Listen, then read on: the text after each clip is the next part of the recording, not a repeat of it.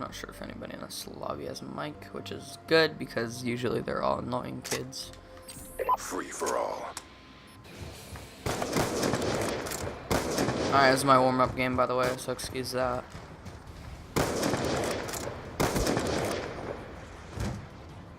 Is he a hacker? Alright. You probably don't know this, but usually I live in California, and all the alright, we're leaving this lobby. Fuck that. Fuck that. Alright. Usually all the kooks like to sit. They like to stand where the whitewash is. And when you're trying to catch a wave, bodyboarding, they don't go under. They sit right there, so you can't catch the wave. So basically, you have to hit them to catch a wave. So yeah, 4th of July is mainly always hitting little kids. You don't want to hit the little kids, and so you usually don't take the wave. But now, after 4th of July, usually nobody goes to the beach after 4th of July, but for some reason this year everybody's feeling really beachy, so they all want to go. If you're the first one on the wave, then it's technically your wave. So I'm catching this wave, there's this body surfer in front of me, and you know what he does? This kid says, F you. I was like, what do you mean? I'm on the wave before you. And so, okay, after that, I think it's all over. So I eyeball this kid, you know, see if he's talking any more shit to me. And he's not. I'm happy. I'm trying to go to left down this wave. You know what I see? I see this little kid blocking my wave. And I'm trying to catch this wave, and he's blocking it. And I'm like, I tell my friend, I'm like, bruh, I want to skull bash this kid so bad. I want to skull blast this kid, excuse me. So also, so the bodyboarders are allowed to go where the surfers are going, and we're not even close to the surfers. I mean, they have blackball, which is where they separate the surfers. We're not even close to the surfers. But this lifeguard comes over and he's like, move over, and he's like, all swimmers move over. We're not swimmers, you know, we're bodyboarding, and so it's hacked lobby now. Then this lifeguard's saying like, alright, we're leaving this lobby real quick. So then this lifeguard's saying, he tells all the swimmers, you know, go back. And the funniest part is like it's 4th of July all over again. These kooks are still sitting in the surfer zone when they're supposed to be in the swimmer zone. And so, I mean, we don't really care because it's not like there are a ton of them. This lifeguard has to keep coming over here, and it's pretty funny. And then he's telling the bodyboarders to come over, and we're like, we don't have to come over out of the surfer zone. We're allowed to be here. And he's like, all bodyboarders, move over. And then okay, so we move over. And then he leaves, and we just move right back. Anyways, that's what happened for me at the beach so far. Is this guy a hacker? I see all headshots in a lobby now, and I think it's hacking. Anyways, I might hop on MW3 after this, because these BO2 lobbies are just filled with hackers. I don't know why. You'd think there'd be more hackers in MW3 as it's an older game, but there's not. If you didn't know, well, I took a trip to Maui, and that was pretty fun, except for the fact that we went on a snorkeling boat, and everybody in Hawaii is... Okay, I'm from California, so I know a little bit about the ocean, alright? But everybody in Hawaii is, I don't know, from like the middle of America or something. So when you go out in the ocean, it's like you're with it's like people that... Okay, we're gonna call them ocean virgins or kooks, alright? Because they don't know anything about...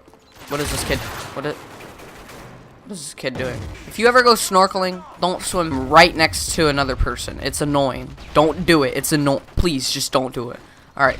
So, there's... All these people ever do is sit next... They all just run into you. They're the most oblivious people. Like, they could be the smartest person in the world, and they've never been to the beach. They all just run into you. Because they don't know anything. And so they'll run right into you. And so what happened to my dad is we went on, and he's... Alright, he actually... I got a headache. I got a headache snorkeling. And so I wanted to go back on the boat. And then he's swimming. And then there's this person right next to him. And he doesn't know.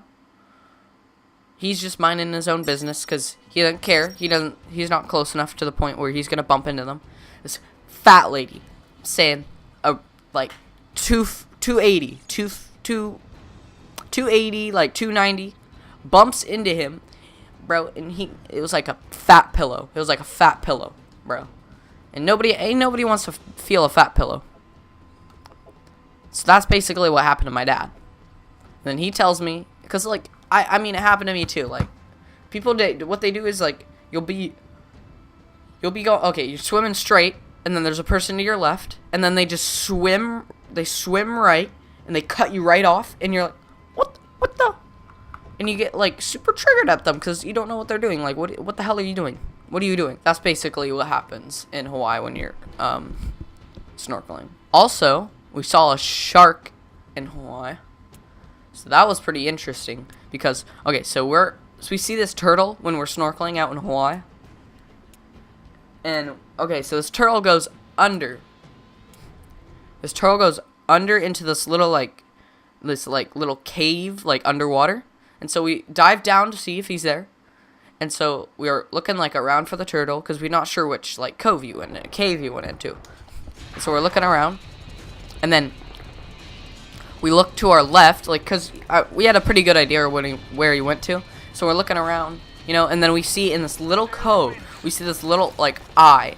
And so if you start to look down a little bit more, you see that it's like, you see like a face, a little bit of a face. Oh, I don't know how I didn't hit that guy. Alright, so you see a little bit of a face, and then you realize that it's a freaking shark sitting right in front of you. And I was like, what the hell? My brother, he took one look at that thing, and he was out. He was gone. And I kept on going down to look at it.